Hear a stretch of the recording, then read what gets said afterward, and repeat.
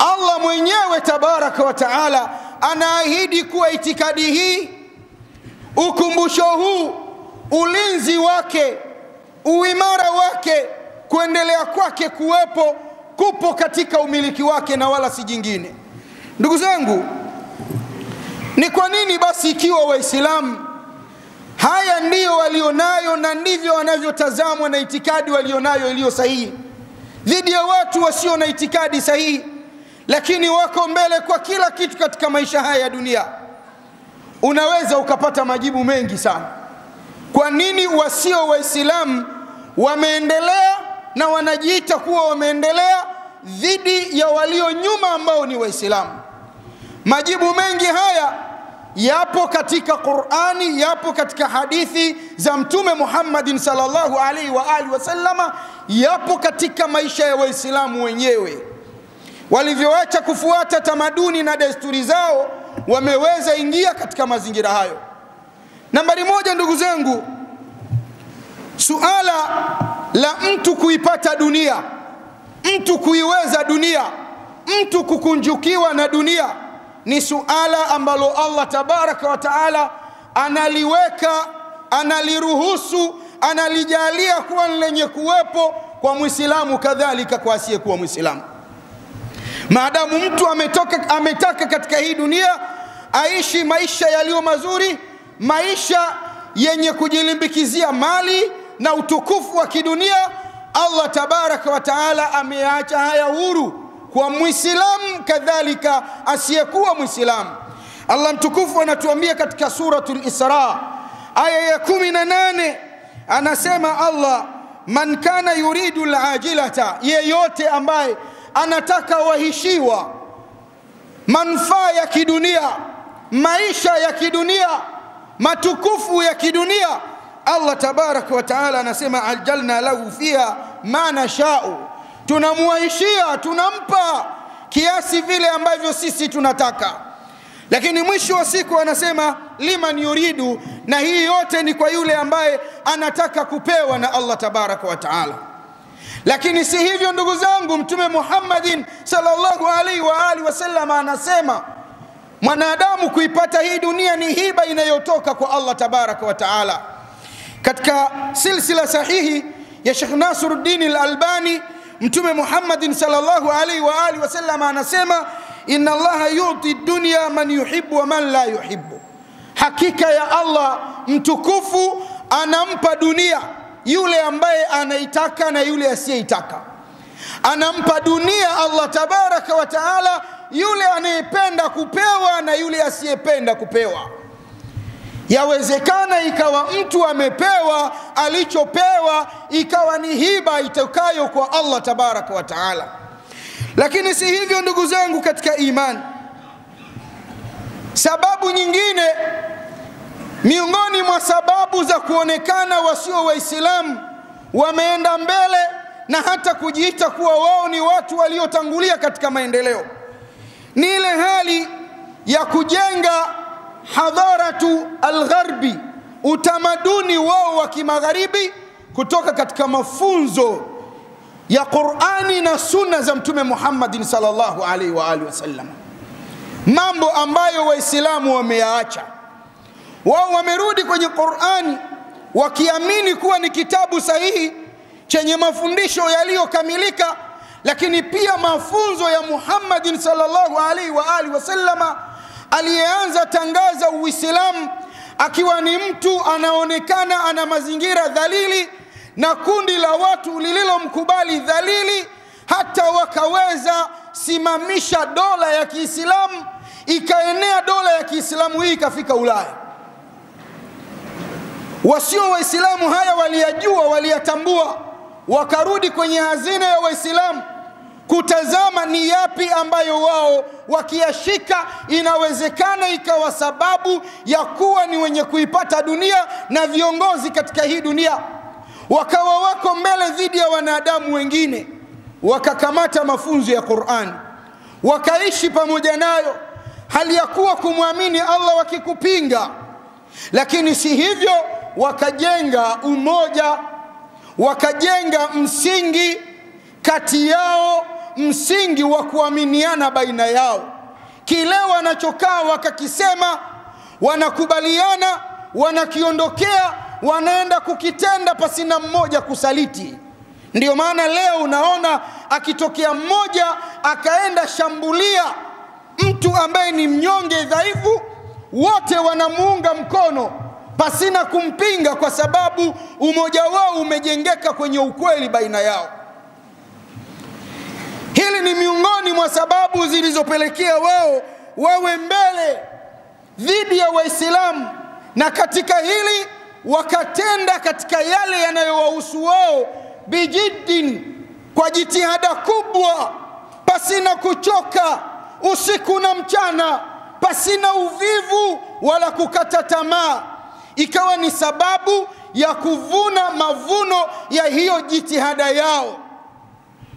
Leo watu wana nchi za Kiislamu lakini hawana uwezo wa kujihifadhia wao pesa, ni lazima wapeleke pesa kwenye mabenki ya wasiokuwa Waislamu. Leo watu wana nchi za Kiislamu, Allah tabaraka wa taala amewajalia rasilimali za mafuta ziwe ni utajirisho wa nchi zao, utajirisho wa raia zao, utajirisho wa maisha yao. Hawana uwezo wa elimu wa kuyachimba mafuta haya, ni lazima wakasome kwa watu ambao ardhi zao hazina mafuta, ardhi zao hazikubali mafuta, lakini wamekuwa na elimu ya kuchimba mafuta. Ndio wanasubiriwa watoe elimu kwa watu ambao Allah tabaraka wa taala amewapa haya. Hii ni kwa sababu wamefanya jitihada kubwa kuyaendea yale ambayo wameyasoma ndani ya kitabu kitukufu cha Allah tabaraka wa taala, yale walioyasoma katika sunna sahihi za Mtume Muhammadin sallallahu alaihi wa alihi wasallama. Imekuwa wao ni watu wanaotegemewa, wala si watu wanaotegemea. Hawana rasilimali ya aina yoyote. Kilichobakia wao ni kutengeneza mazingira ya umoja wao wa kidhulma, kupora rasilimali za wenye nazo, halafu wako mbele kimaendeleo. Ndugu zangu katika imani, haya yanadhihiri katika ulimwengu wa Kiislamu wakati ambao watu waliishika Qur'ani, waliishi Qur'ani, walifuata Qur'ani. Katika ulimwengu tunaoishi nao huu, mwaka 359 dunia inashuhudilia kuanzishwa kwa chuo kikuu kikongwe cha kwanza, chuo cha Azhar katika nchi ya Misri, kinachotoa fani mbalimbali za kielimu ambazo mwanadamu anazihitajia katika maisha yake katika hii dunia. Mwaka 359 Hijiria, tena sio miladia, sawa na miladia mwaka 970. Chuo hiki kinawekwa msingi wa ujenzi wake kikianzia msikitini. Sio majengo ya chuo kama chuo, ni majengo ya chuo msikiti. Watu wanarudi kwenye asili ya maisha ya Mtume Muhammadin sallallahu alaihi wa alihi wasallama. Mtume anazalisha watu waliobobea kwenye tiba. Mtume sallallahu alaihi wa alihi wasallama anazalisha watu wataalamu wa kilimo kutoka ndani ya kitabu kitukufu cha Allah tabaraka wa taala. Kabla ya chuo hiki, dunia imetanguliwa na kuanzishwa chuo kadhalika kilichojengwa mwaka 245 katika nchi ya Tunisia, chuo kinachofundisha elimu za dini zilizoshika yale ambayo mwanadamu anayahitajia katika maisha yake ya dunia hii. Dunia wala haikatai, haikanushi, bali inafanya udanganyifu kidogo. Miongoni mwa watu walioanzisha hesabu za aljabra ni Imamu Jabir. Inaona kinyaa dunia kumuita Imamu Jabir, wanaita aljabra, Muislamu. Na kwa nini anajua hesabu? Ni kwa sababu Qur'ani imefundisha hesabu, imeelekeza hesabu. Qur'ani inafundisha mirathi. Hawezi mtu rithisha kama hajui hesabu. Shekhe anayerithisha watu, anayejua mirathi, anajua hesabu. Qur'ani inafundisha utoaji wa zaka. Mnyambulisho wa zaka za mali kunahitajia hesabu. Hawa ni mabingwa. Dunia mwaka 169 Hijria, karne ya pili toka Mtume Muhammadin sallallahu alaihi wa alihi wasallama aondoke, inamshuhudilia mwanawazuoni nguli wa jiografia Imamu Jaafar, bingwa wa elimu ya mambo ya viungo, bingwa wa elimu ya falak. Hawa ni Waislamu ndugu zangu, waliyasoma haya kwenye Qur'ani, kwenye sunna za Mtume Muhammadin sallallahu alaihi wa alihi wasallama. Wasio Waislamu wameisoma Qur'ani, wameamua kuishi Qur'ani. Qur'ani inawanufaisha pasina kuamini itikadi ya Qur'ani. Wanaoamini itikadi ya Qur'ani, Qur'ani iko mbali na wao, na wao wako mbali na Qur'ani. Ndugu zangu katika imani, sababu nyingine iliyopelekea kuwafanya wa magharibi kuwa mbele, wasio Waislamu kuwa mbele dhidi ya Waislamu, ni hii hali ya kuishi wakiitumia Qur'ani, usia aliyotuachia Mtume Muhammadin sallallahu alaihi wa alihi wasallama, ambao sisi leo tumeutelekeza. Siku za mwisho za maisha yake Mtume sallallahu alaihi wa alihi wasallama anaondoka, anawaambia Waislamu, taraktu fikum amraini ma in tamassaktum bihima lan tadhillu ba'di abada. Ninaondoka, pamoja na kuondoka kwangu nimeacha kwenu vitu viwili, kamwe hamtopotea, kamwe hamtokangeuka, kamwe hamtofeli kwenye maisha haya ya dunia mkishika viwili hivi. Viwili vyenyewe ni kitabu cha Allah tabaraka wa taala na mwenendo wake Mtume Muhammadin sallallahu alaihi wa alihi wasallama. Iko wapi Qur'ani ndugu zangu, ambayo ndiyo taa ya mwangaza, taa ya mafanikio, taa ya uongofu kwa Waislamu, inayoishi katika maisha ya Waislamu? Leo Waislamu kila mmoja anafikiria nje ya Qur'ani. Mtoto anayepelekwa madrasa kusoma Qur'ani, namna anavyotazamwa, namna anavyowezeshwa, si mtoto anayepelekwa kwenda kusoma yes no just because. Mwalimu anayefundisha Qur'ani, physical appearance yake, muonekano wake uko tofauti na mwalimu anayefundisha yes no just because. Mwalimu anayefundisha yes no, yawezekana topiki moja akalipwa pengine 10,000, 50,000 mpaka 100,000. Mwalimu wa Qur'ani maskini ya Mungu anafundisha mwezi mzima, ada ya shilingi 5,000 inatolewa kwa manati, inatolewa kwa kuvutana. Haya ndiyo maisha ambayo Waislamu wameyafika. Qur'ani wameiweka chini, haina thamani na wao. Lakini Qur'ani ndugu zangu inafundisha kilimo, Qur'ani inafundisha maumbile. Kwenye Qur'ani ndio Allah anasema vipi anahuisha ardhi iliyokufa, vipi anaotesha mimea kwenye Qur'ani. Qur'ani inafundisha matibabu, Qur'ani inafundisha uchumi. Qur'ani ndio iliyokuja na sera za kupiga vita riba, kwamba riba ni vita baina ya mja na Mola wake. Riba haiwezi mnyenyua mwanadamu yeyote ambaye ameshikamana nayo, na watu wa dunia wanakubali haya. Wangapi katika matajiri wakubwa wamefilisika kwa sababu ya riba? Qur'ani karne ya 7 ilikwisha yasema haya. Leo Waislamu wanakimbilia kwenye milango ya mabenki yanayotoa riba.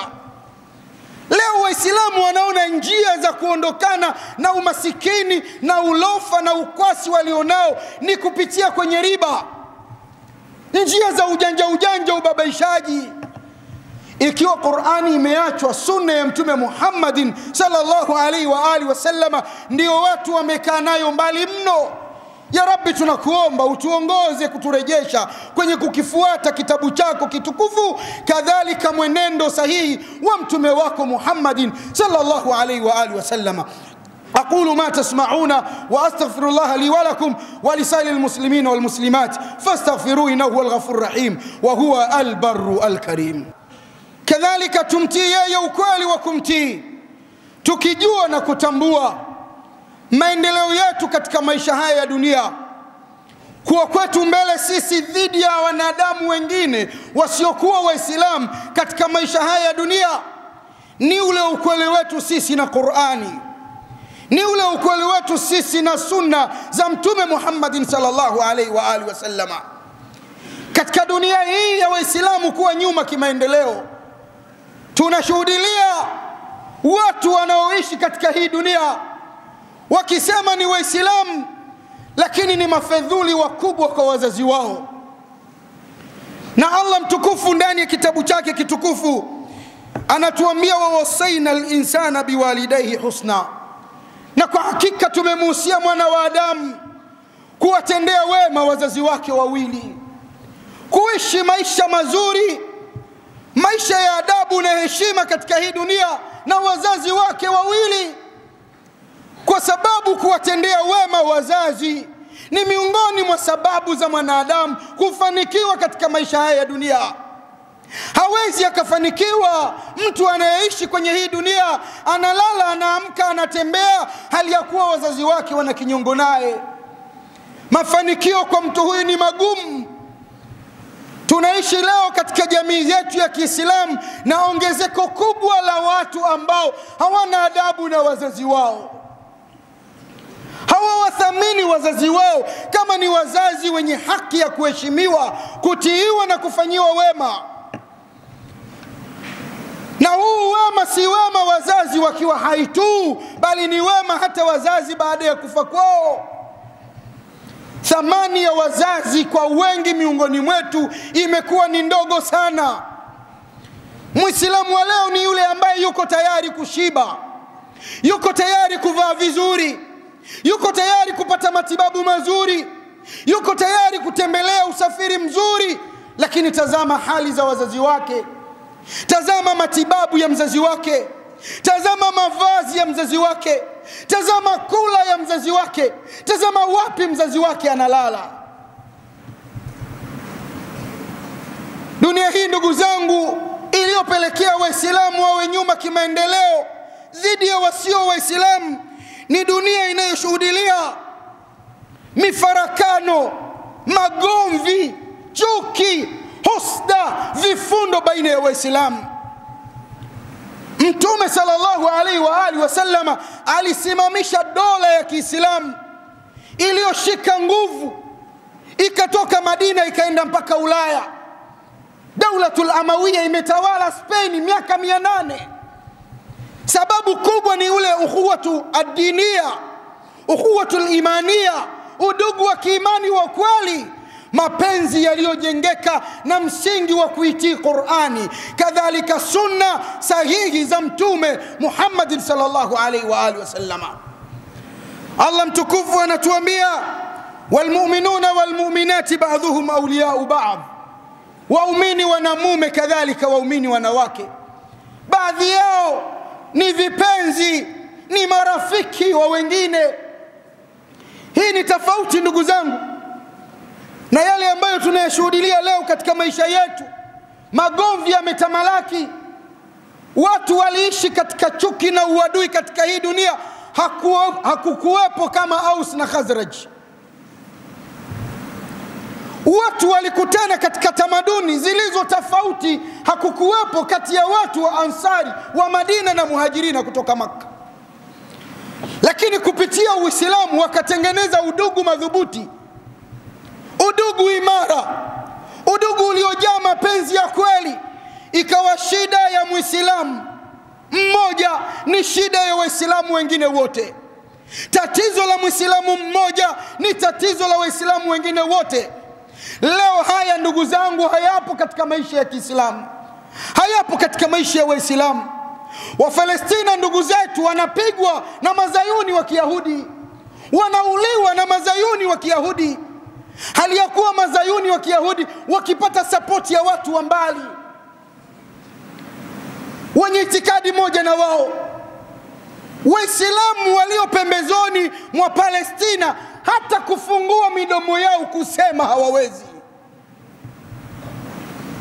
Haya maendeleo, kuitawala dunia, kuiongoza dunia, ambako Qur'ani imetuambia, ambako sunna za Mtume Muhammad sallallahu alaihi wa alihi wasallam zimetuambia, kutapatikana vipi kwenye mazingira ya uadui namna hii, kwenye mazingira ya ukosefu wa mapenzi namna hii? Unaweza ukaona ni jambo la mbali kati ya nchi na nchi kukosa mapenzi ya kidugu ya kiimani, lakini leo watu wanaishi kwenye nyumba moja, mtu na kaka yake, wanaishi kwenye nyumba moja, mtu na dada yake, mtu na mjomba wake, hawasemi, hawaongei. Leo watu ni ndugu wa baba na mama mmoja, mmoja amepewa, mwingine ana chuki dhidi ya mwenzake aliyepewa, chuki hati ya kumsababishia maafa. Haya ni maisha ya kawaida katika maisha ya Waislamu leo. Hivi ni vitu adimu mno kwenye maisha ya wasiokuwa Waislamu. Magomvi yamekithiri sana kwetu. Unamkuta Muislamu anaishi nyumba moja, kitanda kimoja na mke wake, anasema ni mpenzi wake, anaweza mnunia miezi miwili asemi naye.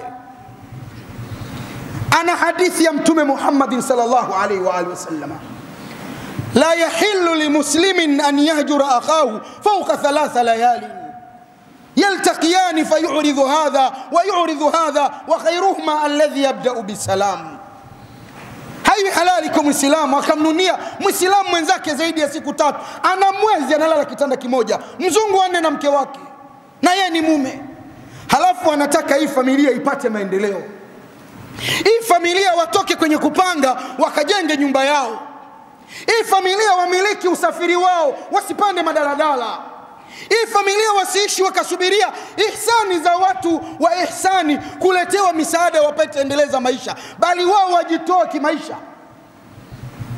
Maendeleo yatapatikana vipi hali ya kuwa fikra zenu si moja, mapenzi yenu, nyoyo zenu haziko moja, hamna huruma kati yenu? Wanafanya watu kazi kwenye ofisi moja, lakini kila mmoja anamvizia mwenzake kuhakikisha kwamba anamwekea vikwazo vya kimaendeleo.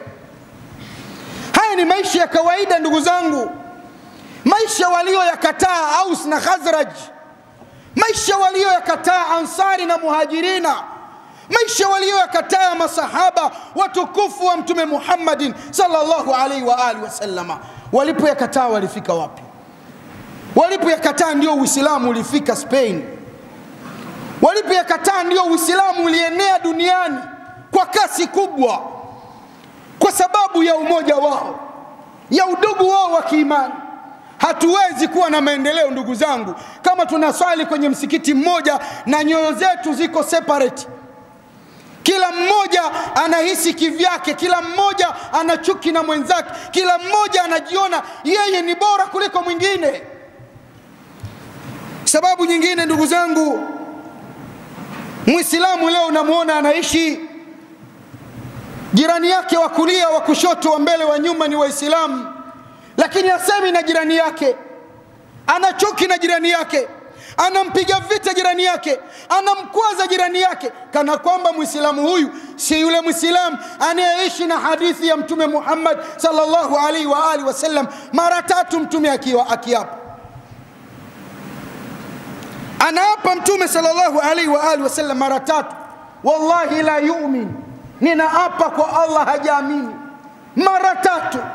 Ni nani huyo ewe Mtume wa Allah tabaraka wa taala unayemwapia mara 3 kwamba bado hajakuwa ni mwenye kumwamini Allah subhanahu wa ta'ala? Anasema alladhi man la ya'manu jarahu bawa'iqahu, ni yule ambaye jirani yake hajasalimika na shari zake. Tunaishi na machuki mengi sana mitaani. Machuki haya ni Waislamu wenzetu.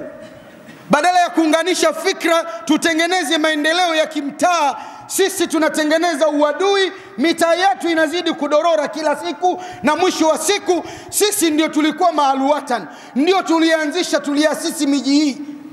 Leo miji tunaikimbia, tunaenda ishi maporini, tunawaachia wageni wasio Waislamu ndio wanakuja kutawala hii miji. Rabbi tunusuru na uadui wa namna hiyo. Ndugu zangu katika imani, kumtii Allah tabaraka wa taala ni kikwazo kingine kinachozuia maendeleo ya Waislamu. Waislamu mafanikio yao, kuendelea kwao ni kuishi maisha ya kumtii Allah tabaraka wa taala. Masahaba wa mtume walipotekeleza maamrisho ya Allah, aliposema Allah tabaraka wa taala katika suratul Bayyina, wama umiru illa liya'budu Allah mukhlisina lahu dina hunafaa, hawakuamrishwa isipokuwa wamwabudu Allah tabaraka wa taala, tena hali ya kumtakasia yeye dini, wajiweke kando na madini yote. Waislamu wa leo ni Waislamu wa jina. Ukimkuta kwenye matendo yake anaabudu ramli, anaabudu hirizi, anaabudu tarasimu, anaomba kaburini, anaomba vinyamkera. Ni Waislamu wa kawaida mno katika maisha ya leo. Tena ukifanya utafiti utakuta katika kila wanaosema wao ni Waislamu 10, pengine 7 wanaomba asiyekuwa Allah tabaraka wa taala. Wala sio jambo la ajabu. Ni Waislamu wangapi leo wakiamka wanakaa kwenye TV, wanakaa kwenye maredio, wananunua magazeti kuangalia nyota zao zinasemaje kwao siku hiyo. Muislamu anaishi kwa utabiri wa nyota, kwamba yeye kaamka na nyota ya kenge, na nyota ya mamba, na nyota ya simba. Na muda mwingine wanaofanya hivi ni watu ambao wanajinasibisha na Uislamu, wakivaa malemba na makanzu makubwa na kuonekana kuwa ndio mashehe, ndio walimu wakubwa.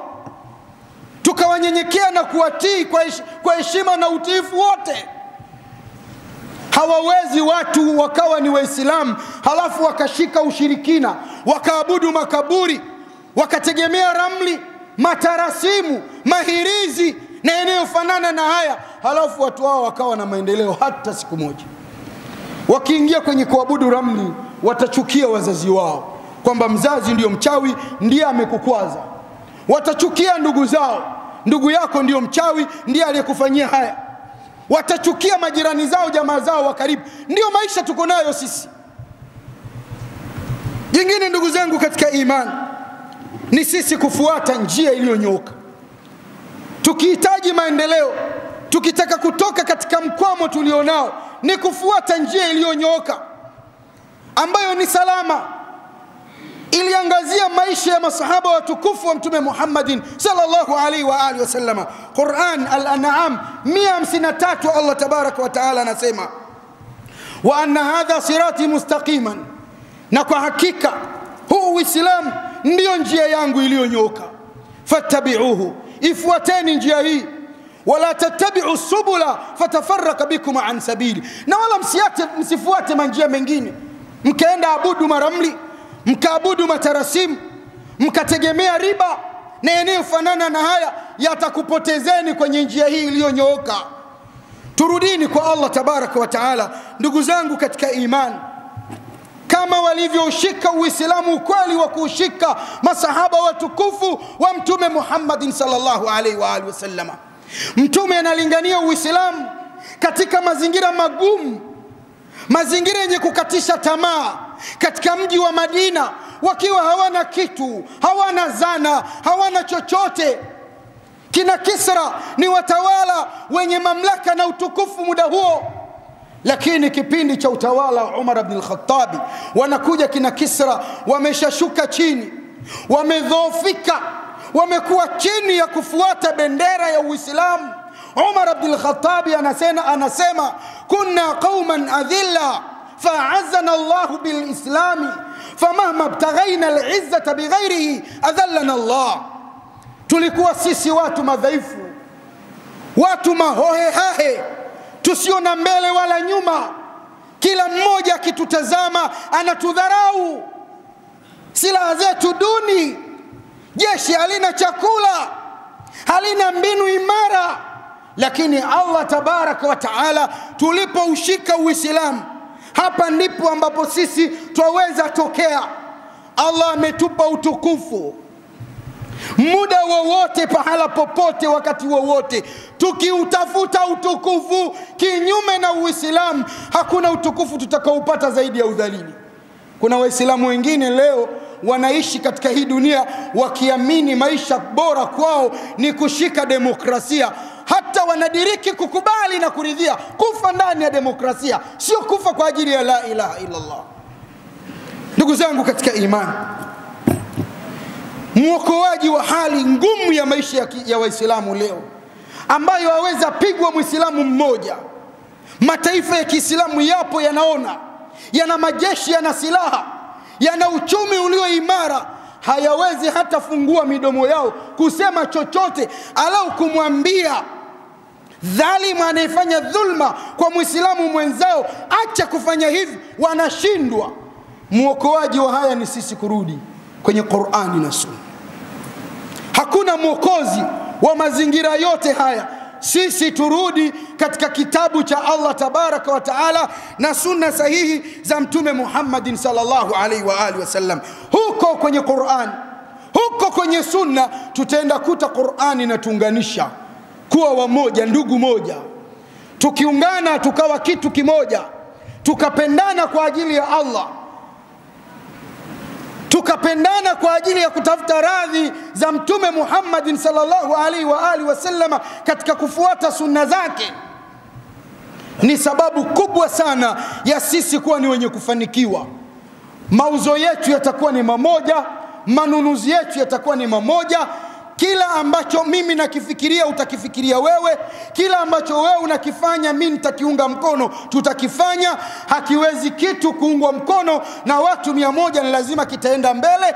Leo China wanaringa kwa wingi tu walionao, kwa wingi wa watu walionao. Maendeleo walionayo ni kwa sababu ni watu wengi zaidi duniani kuliko wengine. Kiwanda kimoja kikitengeneza mswaki ukanunuliwa na watu wote, maana yake tayari nchi imekwenda juu. Haya ni mambo ndugu zangu watakikana kuwa nayo Waislamu. Warudi kwenye Qur'ani inawafundisha umoja. Lakini Qur'ani ndugu zangu inawafundisha Waislamu waishi katika maisha ya kuwa ni waaminifu baina yao, ya kuwa ni waaminifu na watu wasiokuwa wa Kiislamu. Leo unaweza ukamchukua Muislamu ukampa ajira hapa, na ukamchukua asiyekuwa Muislamu ukampa ajira hapa. Asiyekuwa Muislamu hawezi kukuibia shilingi moja, Muislamu atakupiga mpaka utachanganyikiwa. Watu wamekosa uaminifu na Uislamu walionao. Sababu kubwa wameacha Qur'ani. Qur'ani inafundisha watu uaminifu. Sababu kubwa wameacha Sunna. Sunna inafundisha watu uaminifu. Tunaogopa hata kukopana leo. Anaweza mtu kuja kukwambia naomba uniazime shilingi 100,000 nitakurudishia baada ya miezi miwili. Si miezi miwili, ni miaka miwili, na atakurudishia kwa kufanyia na taadhira, mpaka umtishie nitafanya hivi na vile ndio atakurudishia. Tuweni waaminifu katika maisha yetu na wake zetu. Tuweni waaminifu katika maisha yetu na familia zetu, watoto wetu. Tuweni waaminifu katika kazi zetu, katika ibada zetu. Ukiaminiwa Muislamu, umepewa taasisi ya Kiislamu kuiongoza, taasisi inayofanya mambo chungu nzima wakadha, hakikisha unakuwa mwaminifu ili maslahi ya taasisi yale yaende kuwagusa Waislamu wanaohitajika kuguswa na maslahi hayo, na isiwe kinyume na hivyo. Tuwe waaminifu kwenye mashule yetu haya. Tukiwa waaminifu kiukweli, performance ya watoto itakuwa juu. Haiyumkini mtoto anayehifadhi Qur'ani anaweza hifadhi maneno matukufu ya Allah tabaraka wa taala, halafu mtoto huyu akashindwa hifadhi maneno ya binadamu. Haiwezekani. Shida kubwa uaminifu unakosekana. Taasisi zetu zinadumaa, zinaenda chini. Uaminifu ndugu zangu tuuvaeni kiuhalisia. Tutaweza nyenyuka kwa miaka michache, tutakuwa mbali biidhnillahil karim. Lakini si hivyo, tuweni watulivu katika maisha. Waislamu tusio watu wa kuropoka. Waislamu tusiwe watu ambao hatuna Qur'ani inayotuongoza. Mtu aweza simama akaropoka maneno ambayo akiulizwa hana ushahidi nayo. Miropoko yake ishajeruhi watu, ishafarakanisha watu, ishaumiza watu, imeshawatia aibu watu. Anakuja kujuta baadaye. Majuto hayasaidii chochote. Ndugu zangu katika imani, turudini kwenye Qur'an. Turudini katika kufuata sunna za Mtume Muhammadin sallallahu alaihi wa alihi wasallam. Tutaona mwangaza wa maisha yetu yatabadilika mmoja mmoja, yatabadilika kikundi kikundi, yatabadilika jamii ya Kiislamu, yatabadilika ulimwengu wa Kiislamu, na insha Allah mwisho wa siku sisi ndio tutarudi kwenye kuiongoza dunia, kutoa matabibu walio bora, mahospitali yaliyo bora, vyuo vikuu vilivyo bora, mashule yaliyo bora, mabenki yaliyo bora. Uaminifu kauvaa Mtume sallallahu alaihi wa alihi wasallam, kahifadhi amana za watu pasina kudokoa hata kidogo. Ni darsa haya. Tukirudi kwenye Qur'ani na Sunna, kwa hakika hakuna kitu kwetu sisi ambacho kitatubakiza kwenye hali hii ya kusubiria kila siku hata habari ya maji ya kuchukulia udhu, hata habari ya majamvi ya kukaa kuswalia, hata habari ya hiki na kile, kusubiria wafadhili waje ndio waje watufanyie. Inna Allahu malaikatahu yusalluna ala nabi ya ayyuhalladhina amanu sallu alayhi wa sallimu taslima. Allahumma salli ala Muhammad wa ala ali Muhammad kama sallaita ala Ibrahim wa ala ali Ibrahim, wa barik ala Muhammad wa ala ali Muhammad كما باركت على إبراهيم وعلى آل إبراهيم إنك حميد مجيد. وارض اللهم عن الخلفاء الأربع وعن البقية أصحاب رسول الله محمد صلى الله عليه وآله وسلم. ربنا أرنا الحق حقا وارزقنا اتباعه، وأرنا الباطل باطلا وارزقنا اجتنابه. اللهم سهل لنا مما نريد ونجنا مما نخاف بفضلك يا لطيف. اللهم لا تدع لنا في مسيرنا هذا ذنبا إلا غفرته، ولا هما إلا فرجته، ولا مريضا إلا شفيته، ولا الحاجة من حوائج الدنيا إلا قضيتها يا رب العالمين. اللهم اغفر لأهل القبور من المؤمنين والمؤمنات والمسلمين والمسلمات برحمتك